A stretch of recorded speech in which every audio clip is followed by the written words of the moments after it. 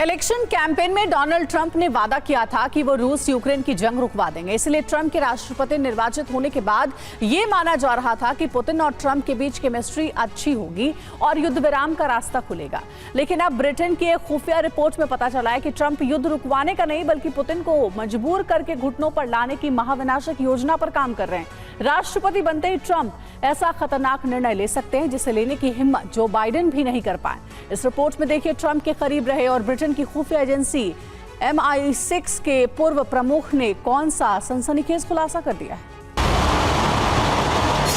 क्या पुतिन ने ट्रंप की तारीफ में जल्दबाजी कर दी? क्या ट्रंप पुतिन को बाइडेन से भी बड़ी टेंशन देने वाले हैं?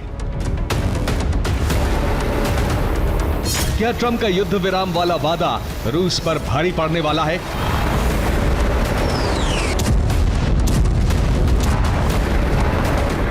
क्या 20 जनवरी को शपथ लेते ही ट्रंप यूक्रेन के समर्थन में और रूस के खिलाफ वो मुश्किल फैसला करने वाले हैं जिसे करने की हिम्मत जो बाइडेन नहीं कर पाए?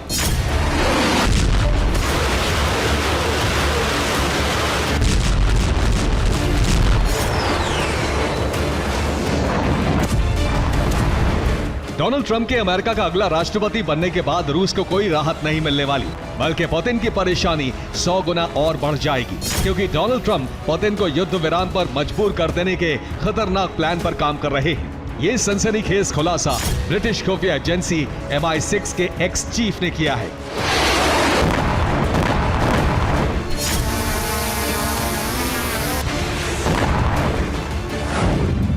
MI6 के पूर्व प्रमुख सर रिचर्ड डियलोव ने दावा किया है कि राष्ट्रपति बनते ही ट्रंप यूक्रेन को रूस पर लंबी दूरी के मिसाइलों से हमला करने की अनुमति देने वाले हैं। अगर यूक्रेन को जंग में रूस के खिलाफ लंबी दूरी की अमेरिकी मिसाइलों के इस्तेमाल करने की खुली छूट मिली तो सिर्फ कुर्स्क ही नहीं, रूस के हर शहर में नेटो का बारूद बरसेगा।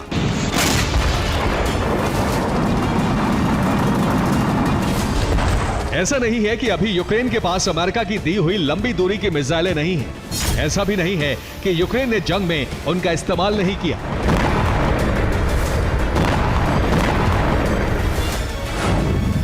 यूक्रेन के पास लंबी दूरी तक मार करने वाली ब्रिटेन की स्टॉर्म शैडो और अमेरिका की अटैक-एमएस मिसाइलें हैं, लेकिन स्थिति बिगड़ने के डर से अमेरिका ने इनके सीमित दायरे में ही इस्तेमाल की अनुमति दी है।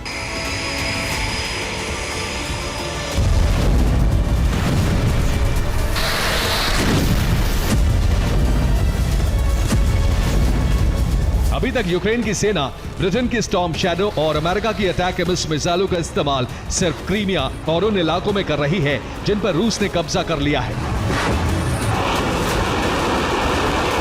लेकिन अभी तक रूस के किसी भी बड़े शहर पर अमेरिका या नेटो की विनाशकारी मिसाइलों ने वैसी तबाही नहीं मचाई जैसी तबाही रूस की मिसाइलें कीव से लेकर खारकीव तक मचा चुकी हैं।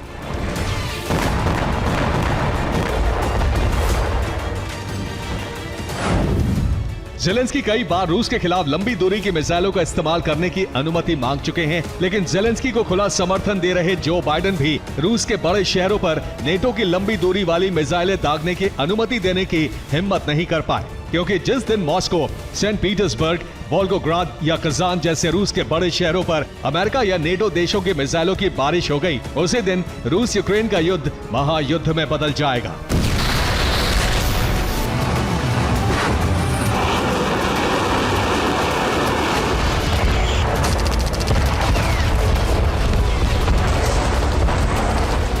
लेकिन क्या ट्रंप युद्ध खत्म करवाने के लिए वो महाविनाशकारी फैसला ले सकते हैं जो दूसरा विश्व युद्ध खत्म करवाने के लिए 6 अगस्त 1945 को अमेरिका ने तत्कालीन राष्ट्रपति हैरी एस ट्रूमैन ने लिया था?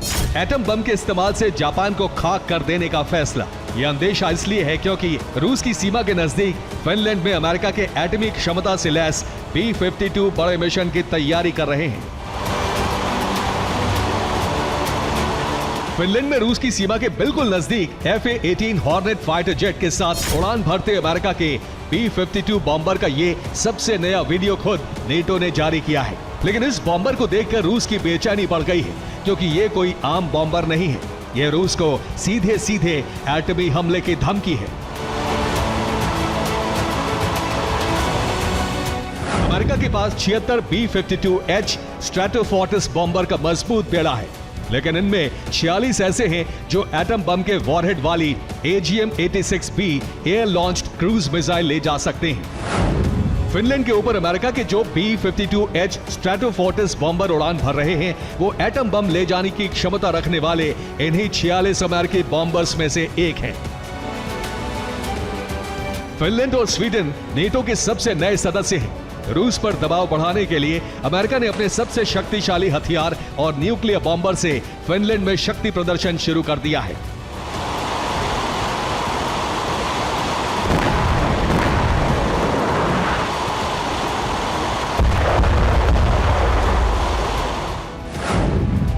पांच नवंबर को पहली बार फिनलैंड के ऊपर फिनिश एयरफोर्स के FA-18 फाइटर जेट के साथ अमेरिकी वायुसेना के B-52H परमाणु बॉम्बर ने उड़ान भरी। अमेरिका के B-52H बॉम्बर ने उत्तर से नॉर्डिक देश में प्रवेश किया और बोथनिया की खाड़ी के रास्ते बाहर निकल गया। 2 दिन बाद यानी 7 नवंबर को एक बार फिर फिनलैंड के ऊपर फिनिश वायुसेना के FA-18 लड़ाकू जेट और स्वीडिश JS-39 लड़ाकू जेट के अमेरिका के सबसे खतरनाक न्यूक्लियर बॉम्बर ने रूस की सीमा के पास उड़ान भरी।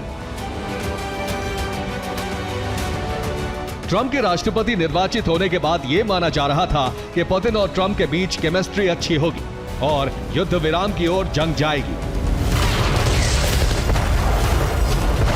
इसके लिए ट्रंप की एक युद्ध योजना लीक हुई थी। इस योजना में रूस और यूक्रेन के बीच 800 मील का बफर जोन लागू करने और 20 साल तक यूक्रेन को नेटो में न शामिल करने की बात कही गई थी। लेकिन MI6 के एक्स चीफ के नए खुलासे के मुताबिक टीम ट्रंप युद्ध विराम के बजाय रूस के साथ आर पार पर विचार कर रही है और इसीलिए ट्रंप के चुनाव जीतते ही पेंटागन ने पुतिन को तबाही का ट्रेलर दिखाकर युद्ध विराम के लिए दबाव बनाना शुरू कर दिया है।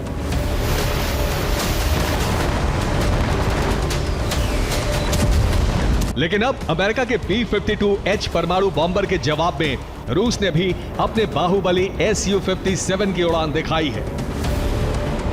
Bureau report, TV9, Bharatvarsh.